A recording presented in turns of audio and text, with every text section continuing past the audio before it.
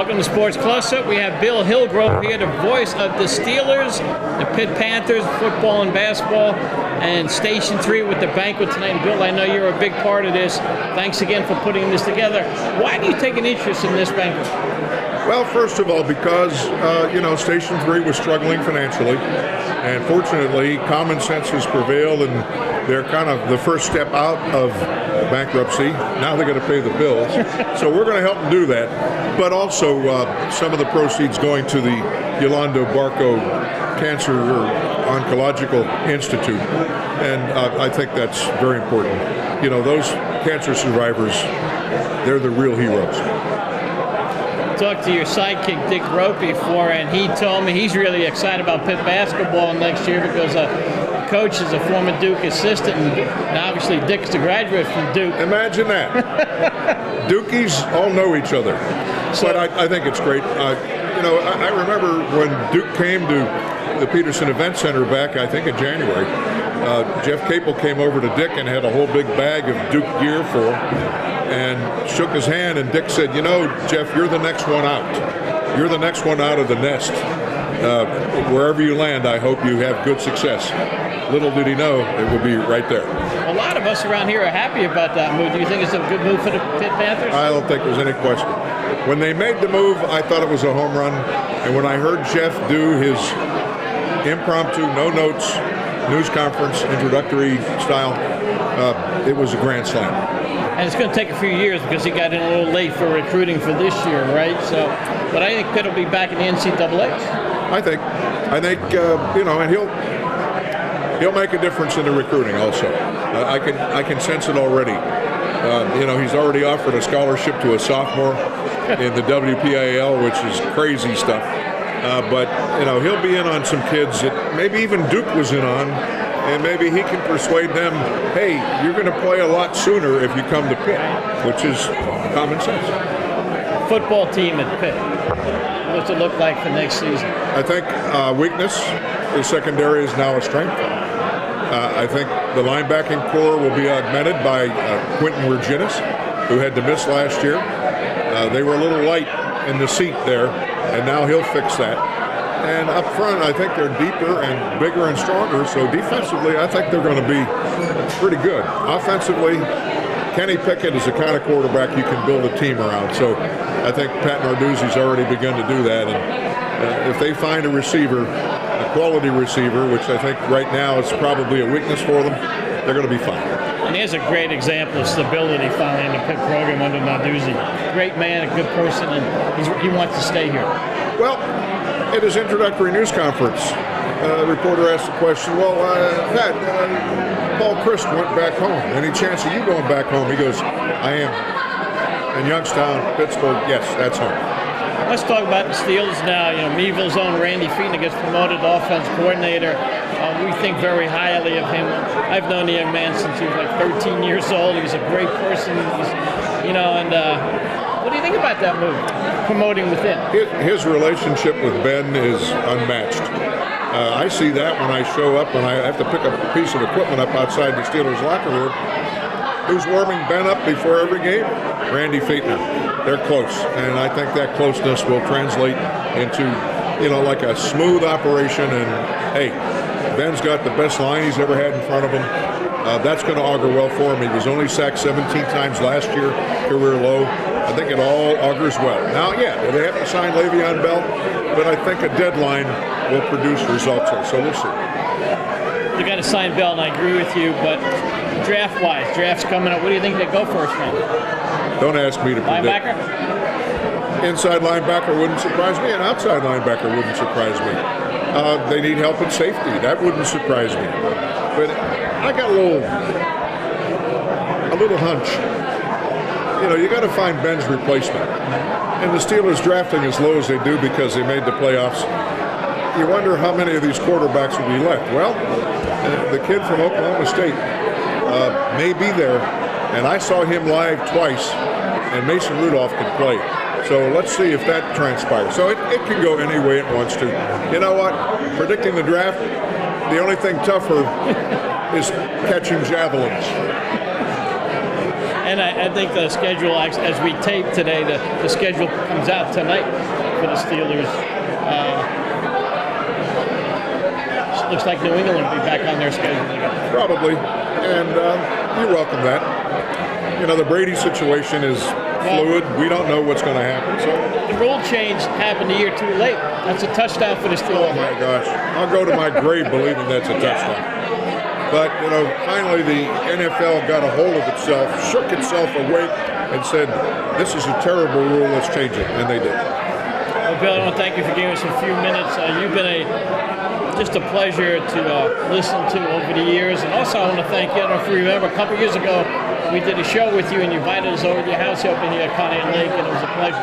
I remember that, and I had a good time, and I did tonight, and thank you. Thank you, Bill. Good luck to you. Okay, you too.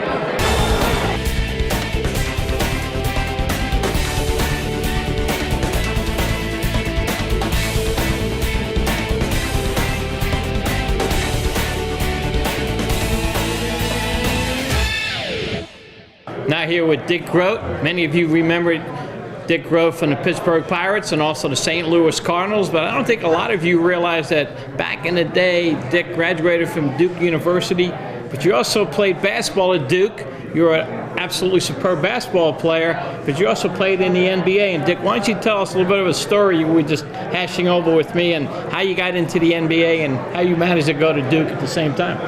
Well, first of all, I grew up in Western Pennsylvania. My brothers, I didn't have that many scholarships, but I read an article that said they played big league baseball at Duke University. So my brother got in touch with John Michael Olsen, the coach at the University of Pittsburgh at that time, called down there. Duke invited me down. I scrimmaged for 2 days, and they offered me a baseball scholarship, and I thoroughly enjoyed my 4 or 5 years at Duke University. Tell us about the basketball, how you started playing basketball and how that led to you playing in the NBA, which many people don't realize. Well, I was signed with the Pirates after College World Series my senior year, and I still needed 9 credits to graduate.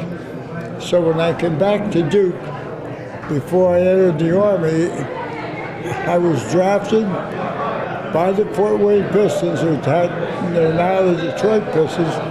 Had the opportunity to play a couple exhibition games, I got grounded, and I said, no, I can't cut myself out of school. My father would have killed me because I was going to graduate right on schedule.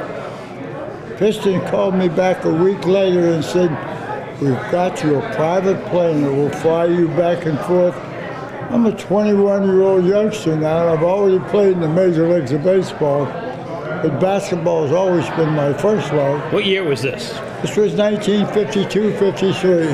Wow. And all of a sudden I said, whoa, I think I got a chance to play. I have a private plane flying me from Durham to Fort Wayne, Indiana and back. It was a great experience. I ended up playing over 30 games in the NBA. The minute I got my diploma from Duke University, Uncle Sam called me and put me right in the Army. So you're in the Army, and as you're serving the Army, still under contract with the Pirates? I had to wait until I got out of service in February of 1955. Came back, joined the Pirates that spring, and in the fall I was ready to go back to the Pistons again, I thought. But Mr. Rickey had no sense of humor about that. I had a 5-year bonus contract of which I could not, I would have lost that had I gone back to basketball. So I had to give up my basketball career, and that was always my first love, basketball. You were an outstanding basketball player in the day, and I did extensive research, but my brother, who was originally from Pittsburgh, told me how great a player you were for Duke University in basketball.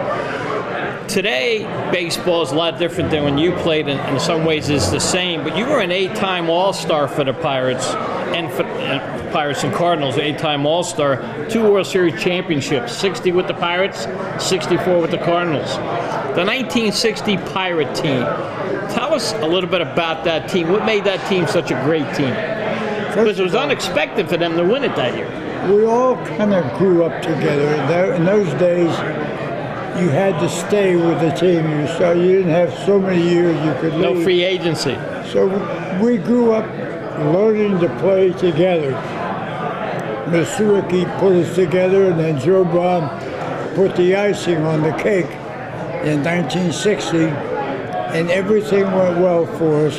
We had great pitching from Law and Fred, Haddix, and of course the great Elroy Face in the bullpen, and a starting lineup that knew how to play the game.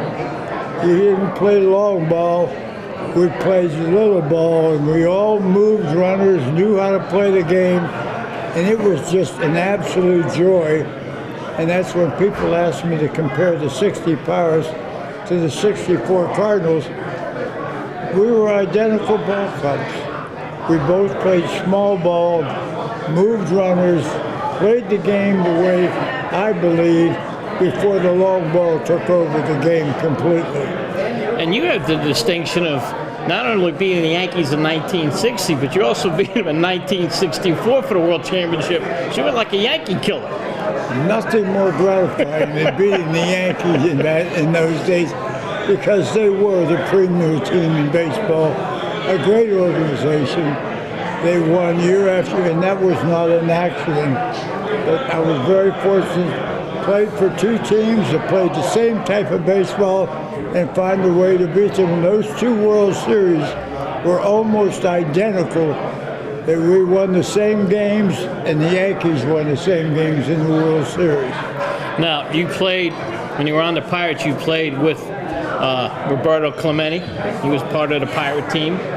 Could you tell when he first got there he was going to be an outstanding ball player? No doubt about it. Bobby, to me, is the greatest God-given talent I ever saw on a baseball diamond. There wasn't anything that Bobby Clemente couldn't do as good, if not better, than anybody in the major leagues. Now, you've gone on to broadcasting, and you work with Bill Hillgrove, and you broadcast the Pitt Panther basketball program. Last couple of years, the Panthers have been down, got a new coach in. There's a lot of excitement around here about that. Do you think the Panthers will be back in the NCAA?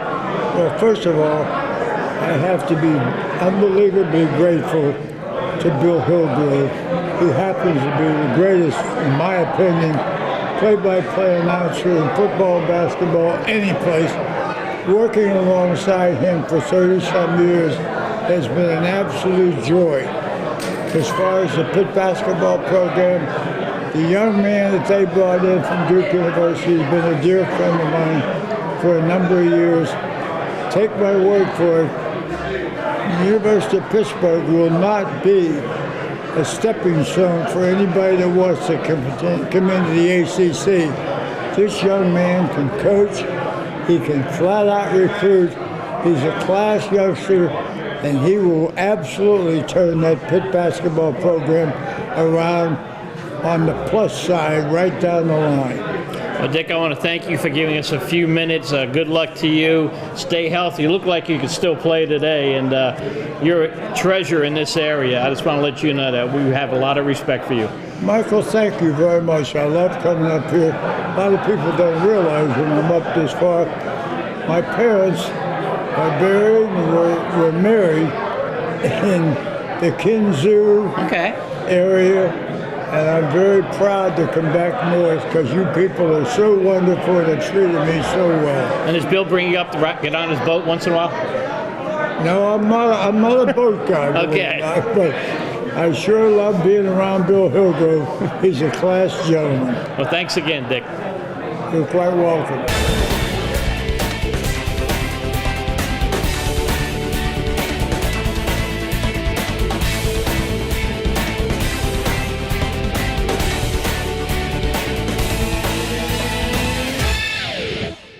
Here now with Robin Cole, former linebacker for the Pittsburgh Steelers. Robin, thanks for coming on, first of all. Oh, I appreciate it. Thank you, Mike. And let's get to something first besides football. You talk about your foundation and why you started it and how it has affected your family. Ooh, it's unbelievably how it happened. But I started a foundation now When we first started the foundation, we named it after my father, which is the Obadiah Cole Foundation. Since then, it is now the Robin Cole Foundation for Prostate Cancer. For some reason or another, they thought that they can get more mileage out of that. I haven't found it to be true yet. I'm begging just as much as I did before. But I started a foundation for prostate cancer, awareness, education. Also, we do free blood screenings. And we do whatever we can with making sure that men understand prostate cancer. There's men out there right now. We know about breast cancer, understand breast cancer, but a lot of us have no idea about prostate cancer until sometimes it's too late. My father had passed away because of prostate cancer, and back in 1976. My father had several brothers that had prostate cancer. Little did I know it was prostate cancer that was their reason for passing. But I was part of 8 boys, 2 girls, 10 children. And in 1999, my first brother was diagnosed with prostate cancer. Since then, all 8 of us have been diagnosed with prostate cancer. Wow. And up until my first brother was diagnosed with prostate cancer, I didn't even realize that my father had prostate cancer. I thought it was lung cancer. Sure. Because of a metastasis that spread in his lungs, and he ended up passing away because of that. And so I realized that it wasn't enough being said about prostate cancer because it just was just no information available. And since then, I thought it was only right to start a foundation to get the word out there about prostate cancer and begin to help men, old and young, understand what prostate cancer is, how prostate cancer can really sneak up on you. And prostate cancer is just like any other cancer, even though we may have numbers saying that this social background or this ethnic background of people may get it more than others, but still, it's prostate cancer, and it's not prejudice. It can kill anyone at any time. Somebody said it's an equal opportunity. You better believe it is. And you should get screened. If anybody wants to contribute to the Robin Cole Foundation, do you have a website? We do have a website, robincolefoundation.com. The robincolefoundation.com is the website that you can go to, and you can look us up. There's telephone numbers, there's information there that you can donate, make a pledge, any of those kinds of things. We still have a whole lot of work to do as far as prostate cancer is concerned, and right now I'm in the process of trying to pull together a lot of these small organizations throughout the state of Pennsylvania, and so we can have a stronger. I would say a stronger. Come on, give me the word. Stronger organization. You want to promote that together. too. But it's another word I'm looking for. But okay. It'll come back to me. I still realize. I realize that the concussions has kind of. Well, I'm really impressed. Stronger presence. That's a good one. And I'm really impressed that after your playing days and because this impacted your family, you can put together this foundation to help others, which is a tribute to you. You just didn't say, well, it's in my family and I have the needs to take care of it medically. You want to help other people, and that says a lot about you as a person. Well, thank you. I appreciate that. Golly, I tell you what, I mean, here's prostate cancer. Close to 200,000 men are dying every year because of prostate cancer in the United States alone. And if I asked, I was at an elementary school last month, and I asked the kids at the elementary school, have you ever heard of Zika disease? And guess what? Everybody raised their hands. I said, Zika disease, I hadn't killed 50 people, but everybody in the United States know about Zika disease. And I go to men that are between the age of 35 and 40, and 10% of the room knows what I'm talking about when I talk about prostate. I think it's 1,400 Pennsylvanians a year on the average of dying of prostate cancer now. Yeah.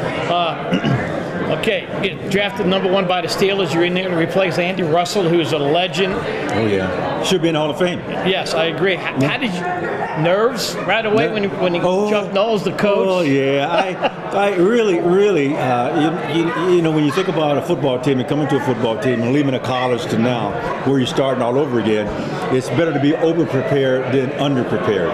And so I think I was really prepared to come and ready myself to play, because I knew I was battling at that time we're all brothers today, but when they first come in, they said, well, you're going to have to battle for this position to get somebody else. And I said, oh, what do you mean battle for the position? I mean, if I don't get the position, I lose the job. Right. Okay. And really, sometimes it's like that. And it was in our day, and I had to battle against Lauren Taves, which he had been there since 1973. And Lauren and I, we had an opportunity to play together, and both played that side, and then played in other positions on the football field that first year. But going in, it was nerves because in camp I lost a lot of sleep. I really did. I lost a lot of sleep, and but we were able to pull it together as a player. I wanted to prove to myself that I could play with a team that had played at a high caliber. Yeah. Pittsburgh Steelers had won 2 Super Bowls, been to a lot of playoff games since they started going to the playoffs. And I realized that to play with these guys, I had to show them that I could play with them. The likes of a Steel Curtin, the likes of Lambert Ham, that whole defense with the J.T. Thomas and Mel Blunt and Donnie Shell and Glenn Edwards, Mike Wagner, on and on. Did anybody on the defensive unit kind of take you in and help you along the way, or that didn't really happen? Pretty much had to survive on your own. Then when you survived, then they took you in. Right. After you survive, and that's sometimes a couple of years too, okay? They start getting concerned and say, look here, I can't play 2 positions, guys, okay? He's playing that position so well, we don't want to lose our jobs on this. But you're exactly right. It wasn't until later on, but after I began to play, then when you talk to the players that came behind me, Mike Merriweather and Hinkle and those guys, they'll share with you that I taught them. So you helped them out. Okay, because I said, wait a minute, this doesn't make any sense. Right. But if you go back and you realize that it was all about your job, okay? Well, for me, I said, I want to have my job, but being able to leave something and teach the younger guys something was very important. The Rooney family, I think, has done a great job with the Steel organization. What do you say about that family? I like the way they let the coaches, they don't get involved with, the day-to-day operations. They're tremendous. The Rooney family, and when we look at across the board, we look at all the teams, and if every player in the National Football League had an opportunity to play for the Pittsburgh Steelers, they would understand that it was nothing like playing for the Pittsburgh Steelers, and the family treated us well. Now, they didn't pay us well, That's right. but they treated us well. That's right. I mean, free agency now, everybody has to pay now, but back in the day, even today, though, the Steelers don't overpay for free agents either. I mean, they're steadfast in their belief. And they hardly, you don't see them picking up a lot of free agents out there. Right. And if they do, they're not picking up the top player. Right. They may pick up a player that may be able to help them in a certain position a little bit. But they like to find their people in the draft, and they like to groom their people as they go. And so it worked out well. The other thing I want to touch on real quickly before we end with you is tell me a little bit about that stem cell you're doing with your and stuff. The stem cell treatment. Yeah. Oh, yeah. I got that last year. In fact, I played golf. Finally playing golf now. Took a little longer because of the stem cell treatment. If I had to do it all over again, I would probably use the younger person's stem cells, which is available. I use my own. Okay. But it took a little longer, but it's working for me. I received the stem cell treatment in both of my knees, my left hip, and my right shoulder because the joints the muscles begin to shorten, the joints begin to freeze and calcify, and so it makes for a lot of stiffness. And before another surgery, I had replaced the left shoulder. And before I was going to replace the right shoulder or the hip, I wanted to try the stem cell treatment. And the process is not a fast process, but the stretching and getting some more range of motion in that joint takes time. The other thing is that, gravity pulls you underground rather quickly. I used to be 6'3", now I'm 6'1". I know what you mean. I'm not even 6'1". I'm 6 foot. Wow. Last doctor I was at 6 foot, and I said, "Where's my height?" Right? And I hang upside down every other day to try to see if I can get some of it back. Nice. But it makes for a little room in those joints and give an opportunity for you to pull that together. Still can't jog yet on it the way that I would like to, but eventually, based on what I'm seeing happen and how it's coming along, I think I will be able to.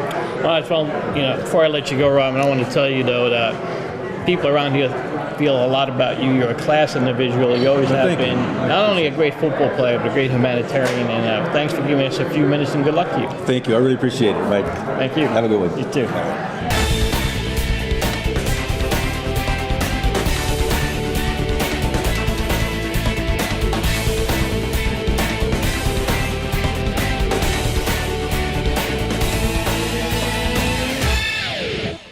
Here with Gene Collier, a distinguished reporter from the Pittsburgh Post-Gazette, correct? Yeah, correct. Gene, how long have you been covering Pittsburgh sports? 35 years. And you've fallen in love with Pittsburgh. You also published a couple books, if I'm not mistaken.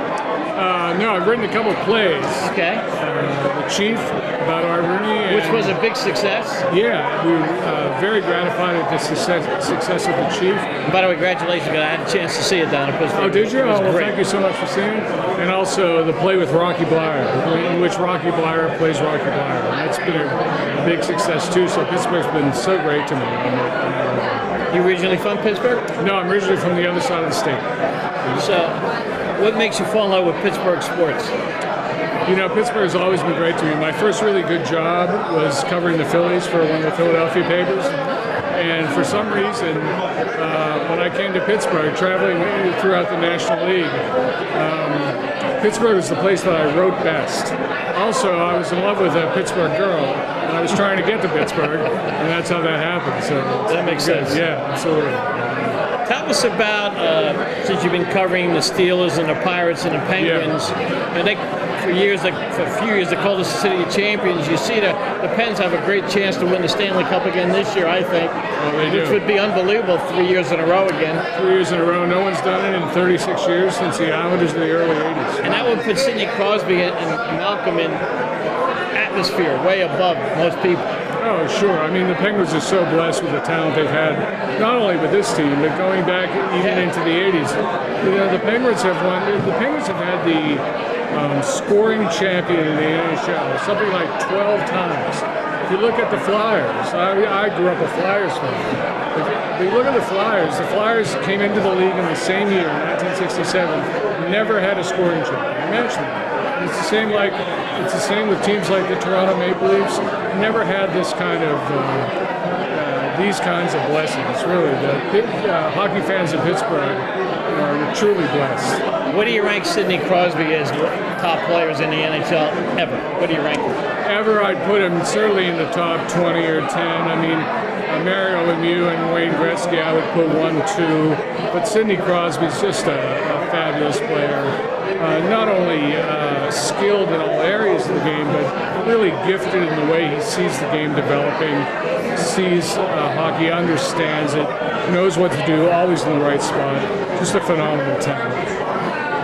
Lemieux, you brought up Mario Lemieux. If you go by his place on the way down to the Pittsburgh from this area, you'll see his place, and he's got the banners hanging outside. One of the greatest players ever. Oh, absolutely. Mario Lemieux could do things that no one who has ever played hockey can do. You know, a lot of it is because of his just natural brilliance for the game, but another part of it is just his size. He was a very large man, 6'4", 240. He had tremendous reach. I've often compared him to the classical composer and pianist Franz Liszt. Franz Liszt wrote music that no one else could play because his hands were so big. And that's the way I think of Mario Lemieux. He could just do things no one physically could do. Him and Gretzky 1 and 2? Yeah, or 2 and 1. I think Gretzky was an awfully good player. Yeah, awfully good player. Right. The Pirates, you've covered them for a long time. Sure. Beautiful ballpark. I think it's one of the best in the major leagues today, PNC Park. They did that one right. Absolutely. You know, as I told you, I was traveling the National League extensively. My favorite ballparks were Dodger Stadium and Wrigley Field, probably with a nod to Dodger Stadium. I think that's just a fabulous ballpark, and it still is. But I like PNC Park better. It's just a beautiful, beautiful place. And when you sit like first base, third base, or home plate, you see the city and the outfield. It's gorgeous. It's a fabulous place. Got to ask you this question. Some people around here feel the Steelers, Penguins are there all the time. They feel the Pirates, if they would open their checkbook up once in a while, they could be there. Sure. Why are they not doing that when they're making money? What is your feeling? No. They're making money. They should spend more money. They just don't want to. Baseball is a different animal in terms of salary cap and this kind of things. Like, I was just thinking this today. Look at Sidney Crosby. There's never really been a time since he got here, which is in 2006, I believe, where anyone really thought that he would not be here, right? And that's because of the salary cap. Well, baseball has no salary cap. Pittsburgh is a small market. It has ownership that is not looking to do that. I mean, if the Pirates get a great player, you can be absolutely sure he's going to be somewhere else pretty soon. So do you think Clint Hurdle does a good job for what he has? I do. I like Clint Hurdle. He's a very good Major League manager. Underrated as far as he runs the game and everything. The Pirates are lucky to have him. And they're in a tough division right now with the Cubs. The Cardinals have gotten better. Reds just fired their manager. They're going to have a long year, but Cubs and Cardinals are going to be battling. I think Pittsburgh's got a shot at a wild card. If they play like this for 6 months, I mean, the Pirates are 12-6. I'd have guessed maybe 6-12. So who knows what's going to happen? It looks like they have a pretty deep lineup, and their pitching has been better than expected. And the Steelers, again, had a good season. Of course, talking to their coaches, if they don't get to the Super Bowl, it's not a good year. What do you think about Ben coming back again? Think he'll be good? Yeah, I don't see any really deterioration in Ben at all. Quarterbacks now take such good care of themselves, including him.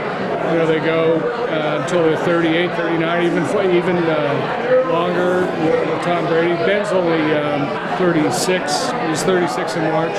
Yeah, I expect another good year from him. What a great organization. 3 coaches since 1979. All 3 have won a Super Bowl. Yeah. It's got to be a phenomenal organization to cover.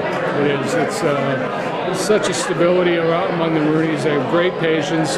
Even Bill Cowher, late 90s, had 3 losing seasons in a row. No one could survive that.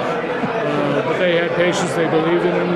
That's the way you build an organization, with that kind of patience and resolve. And they always had it. Well, Gene, I want to thank you for giving us a few minutes, and I want to also thank you for your writing. I've read a lot of what you write, and you do an awesome job. I'm very flattered by that. Thank you so much. Thanks, Great Gene. being with you.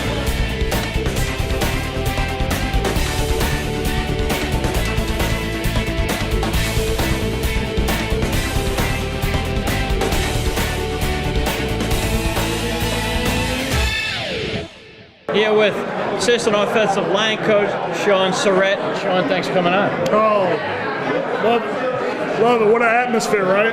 Tell us about working with Coach Munchak. You and him doing the offensive line together is going to be a great person to work under. I've been very lucky to be working under him. Seeing a guy who's been a Hall of Famer and done it the way he's done it. And you see the players, and they buy in real fast, because they know he's a Hall of Famer. They say, well, this guy's done it. It's worked for him. Well, why wouldn't it work for us? So, it's been a great learning experience for me, and I've been very fortunate to work with him and Randy, and it's been a great time, New rule in the NFL now, you can't lead with your head. How's it going to change your guys' coaching with the guys? I don't think the coaching part will change. It's just going to be like a little reminder every so often. You'll see guys, they'll still do it. We see it in practice, quite a bit. They'll lead with their head, and you go, hey, get your head up. Get your head up, because the last thing you want to see is, a guy getting an accident, and then that's the way it goes, Do you think there'll be a lot more flags? Do you think referees will be looking at that, especially early on in the preseason? Yeah, I don't think it'll be more flags. I think it'll be more of a FedEx letter. So you're going to see about midweek, you get a letter, well, you led with your head 4 times, so you've been fined this amount. Okay, so they're going to do it through the purse and not through the 15 or 30-yard flags. Exactly right. You've been with the Steelers for a while. People, Steelers expect nothing but win championships all the time. Do you like that pressure? Because a lot of teams just hope to get to the playoffs. Steelers want to get to the Super Bowl. Yeah, Coach Tomlin says it best. He puts a standard on us, and the standard's the standard. And the standard's to win a Super Bowl. If we don't win the Super Bowl, in our minds, it's a failed season. And we came up short last year, and we're looking forward to get this season started and go at it again. A lot of people don't watch the offensive line unless Ben gets sacked, and everybody gets upset. But when guys are making great plays and great blocking, you hardly get noticed. What kind of a line will the Steelers have? Is it too early to tell? Are you guys looking at different people playing different positions? Well, we've been working together, and the group is still the same, and we got to get a couple guys to back those guys up. We lost one of our guys, Chris Hubbard, to free agency. He went to Cleveland, which is awesome. He's a free agent. He's making $36 million now for Cleveland. So, that's a great thing for Mike Munchak to sit and say, I just took a guy who's an undrafted free agent, and I've made him into a starter in the NFL, which is, I tip his hat. He bought in and he did everything he was supposed to do. But, in that aspect, all our starters are back. I think we just need to fill in a couple spots for backups, and I think we're going to be just fine. A lot of people think you have the best center in the NFL. What do you think? I've never been around one like him. His energy he brings not only to the meetings, to walkthroughs, to practice. I've never been around one, and I would have to agree. I really would. What's it like having you guys protect such a quality quarterback in Ben? I mean, he's pretty much the franchise. You don't want him to get hurt. Is that like, do they have like does he work well with the line? Does Ben and the line get along pretty well? Yes, they do. What's funny is he's when you see Ben come in the facility, that's the first room he walks into. I think he understands we're protecting him, so he does that. He treats those guys really well, And just like you said, offensive lineman can be having a great game. And all of a sudden he gets beat for a sack. Well, that great game's not a great game anymore. That's one of the worst games he can have because it shows up on film and everybody's like, wow, that guy got beat. Well, there's a lot of other players going on too. So it's just very interesting, and they take it as a challenge. They take it as a challenge. We're going to drop back and throw the ball. We're going to protect him, and those guys do a hell of a job about it. What's it like coaching under Coach Tomlin? As a young guy getting into the business, I'm so happy I got with Coach Tomlin. He's a player's coach. He really is. He can relate to the guys, and it's just interesting to see how he interacts with them. And he does a great job. And just like I said earlier, when he says the standard's the standard, he says that. There's no BS about it. He gets it. He sets it up in the first meeting. We just had our first meeting a couple days ago for phase 1. He came in and he told us. He said, hey, this business is what it is about winning Super Bowls. So that's our goal. Just like I said, and if we don't get that goal, it's a failed season. So Steelers have always looked like they don't really delve into free agency much at all. They usually draft well, and they pick up a few people who haven't been drafted that way, but they really don't overpay for players. It's worked pretty well. What do you think about their system? Well, hats off to the guys in the back. They do a great job evaluating players, and they get the guys that they think we need, and then we develop them. And if that's our job, to develop talent. That's the first thing that I learned in the NFL. It's Coach Munchak's job. It's my job to develop that talent they give us. And if we can't do that job, well, they're going to replace us. So those guys do a great job with it, though. When we get guys and they fit us and they listen to what we have to say on the drafting part, and it all works and combines well. So you're a young coach. What's your goals in coaching? You want to aspire to be a head coach someday in the NFL? Or? Actually, I just want to be an offensive line coach. Spending a little bit of time with Coach Munch and talking with him, it just seemed like once you made that move to head coach, you got a lot of more stuff outside of football. So the only thing I want to do is coach football, coach the offensive line. Shaun, I want to thank you for giving us a few minutes. Oh, yeah. It's great to get to know you, and good luck to you and the Steelers. Yeah, appreciate it. Nice. Thank you. Thank you so much.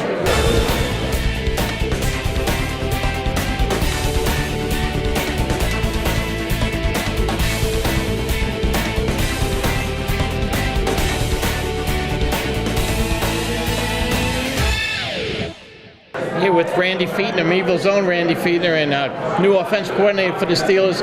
First, coach, when you come back this way, any memories? Oh man, I'm flooded with them. That's the problem.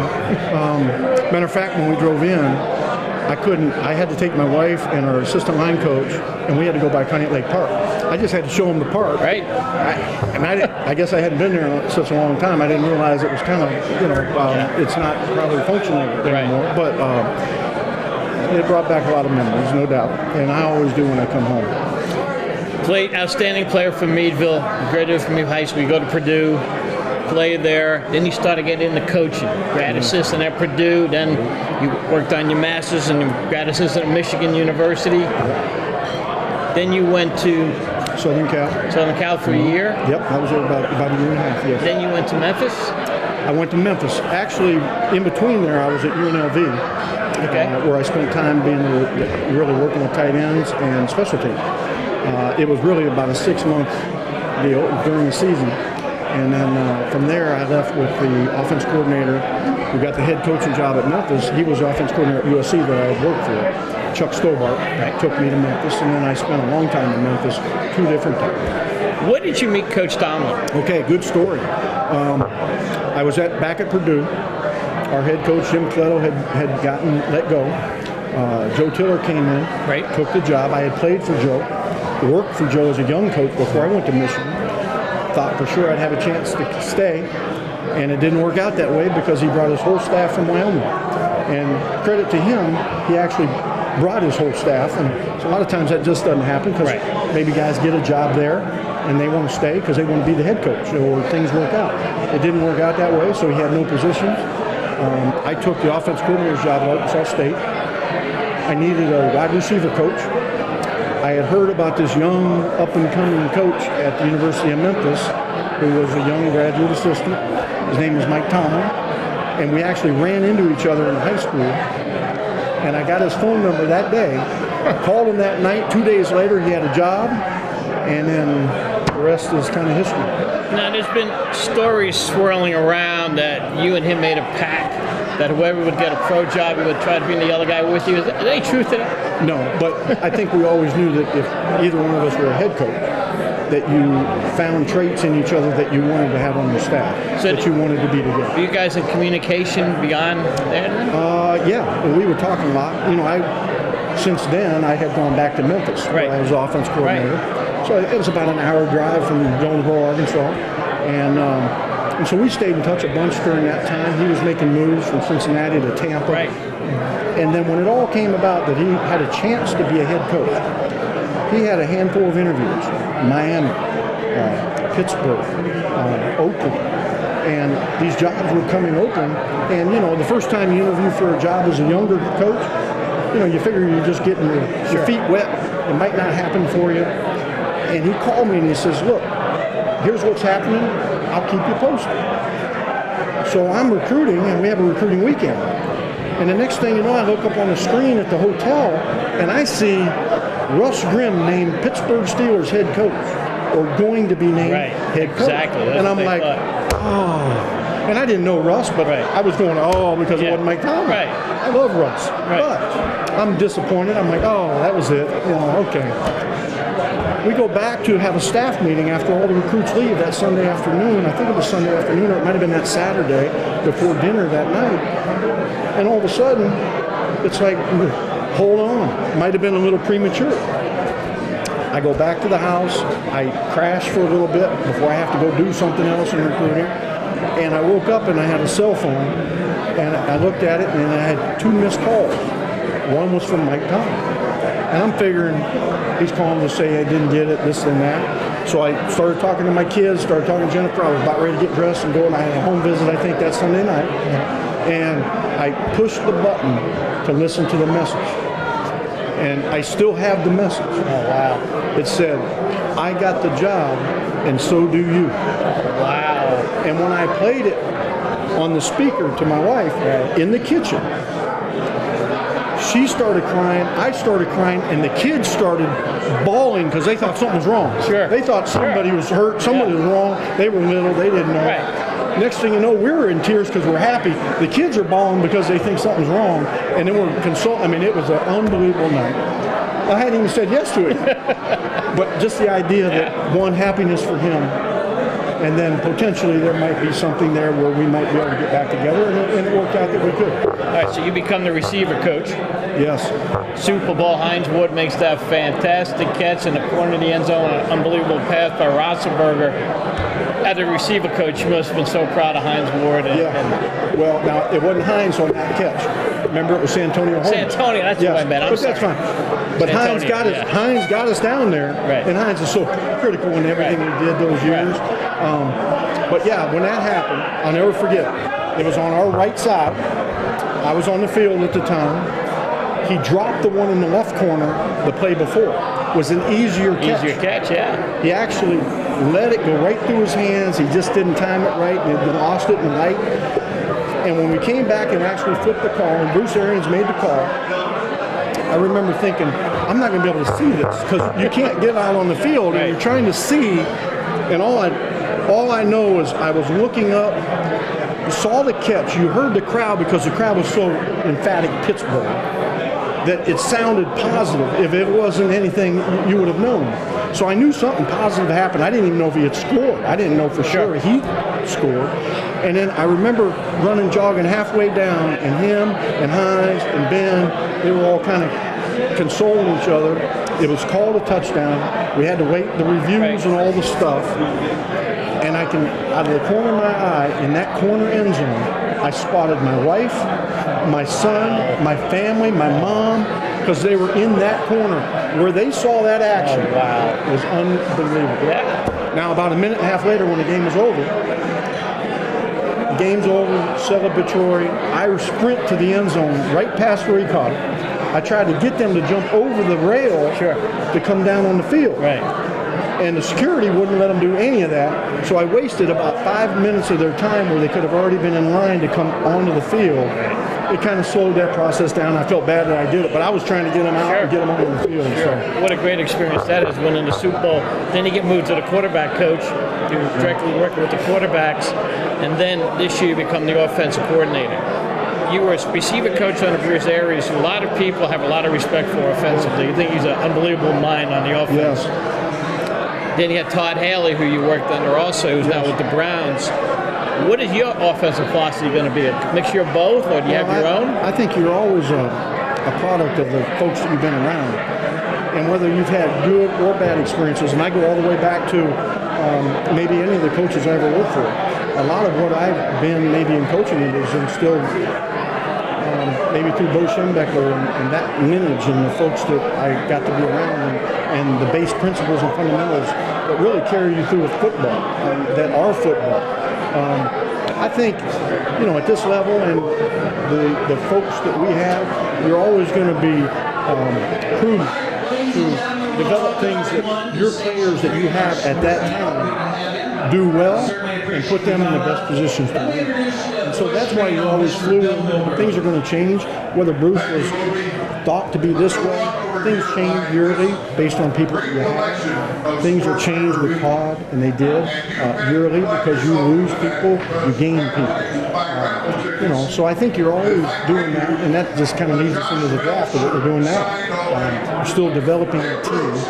I would tell all the guys right now that, hey, we're all together right now, but we're all in development. No one's on the team right now. We don't have a team right now. What we have is a good collective group of guys that we're going to try and keep developing and trying at every position get better. And that includes what I would say to Ben. I would say that to Le'Veon Bell. I'd say to Antonio Brown. And they're so competitive. They want to be challenged and get better. They all want to be coached and get better. So, and the primary and the only goal of the Pittsburgh Steelers has always been to win a championship. Anything else is not a good season. So, technically, I've been in Pittsburgh for 12 years and we've had one good season. Wow. A lot of teams wish they were in the playoffs as much as Pittsburgh. Yeah, but again, that's not how we're going to perceive and will ever perceive a successful season. It must be great to work with a family like the Rooneys, though, yes. to let you guys do your thing. Yes. Obviously lost Mr. Rooney last year. Right. Really about a year ago last week, I believe. Yes. Super family. They get everything. I think they have instilled a family atmosphere around our building. You see Bill Hillgrove, and he's in our building, and just everyone's a part of something positive. You never see anyone pulling the rope opposite each other. It's always together, and you see it from any job in the building is not too small or not too big. Everyone is like that, and I think that's what's refreshing about being here. I can't speak for the other 31 teams because I haven't had an opportunity to work for another owner, and quite frankly, I don't want to. Right. But I can't imagine that anyone would do it any better and have an establishment of that family atmosphere that's actually real. It's not manufactured, and it's not in hopes of. It is there. Well, Randy, I want to thank you for giving us a few minutes. I just want to let you end on this. I can still remember back in the late 70s when you played Warren and you had a couple big kickoff returns for Meadville that night. I think Fichtner was playing for Warren. He had one or two. Wow. You guys went back and forth. Really good football player he was, no doubt. Yeah. But Warren and Meadville, big games, tightest. I mean, we've had some fun games. But we're very proud of you, just to let you know in this area. I'm And proud good of luck to Meadville. you, and we'll all be rooting for you. Thank you. Appreciate it. Thanks, Randy. Yep.